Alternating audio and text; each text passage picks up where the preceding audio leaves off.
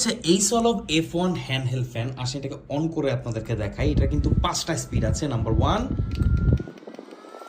এইটা হচ্ছে এটা টপ স্পিড। দেখেন এইটা ছোটখাটো একটা তুফান বলা যায়। এত বাতাস, এত ছোট একটা ফ্যানে 2000 mAh এর ব্যাটারি আছে, সাথে ক্যারি করার মতন স্ট্যান্ডার্ড একটা ফ্যান।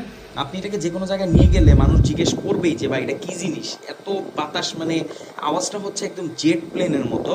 আর এটা বিল কোয়ালিটি, ডিজাইন সব কিছুই ফিচারিস্টিক। এটাতে দুটো বাটন আছে, একটা দিয়ে কমাতে পারবেন, একটা দিয়ে বাড়াতে পারবেন। আর এমন না যে বাটনের প্রেস খেয়ে এটা বন্ধ হয়ে যাবে, কারণ এটার বন্ধ করার সিস্টেম হচ্ছে আপনি মাইনাস বাটনটি প্রেস করে হোল্ড করতে হবে, আবার অন করার জন্য প্লাস বাটনটি হোল্ড করতে হবে, দেন আপনি বাড়াতে পারবেন আপনার ইচ্ছা মতো।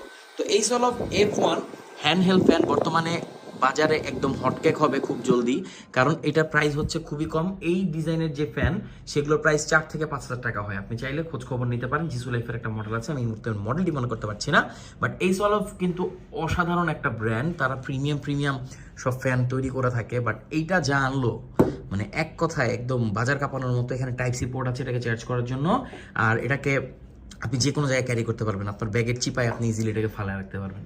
তো কেমন লাগলো এই সলাবের এই ফ্যানটি অবশ্যই কমেন্ট করে জানাবেন। আর এরকম একটা ফ্যান আপনার কাছে থাকা উচিত কি না আপনি বুঝতে তো পারতেছেন যে এই গরম ভাই।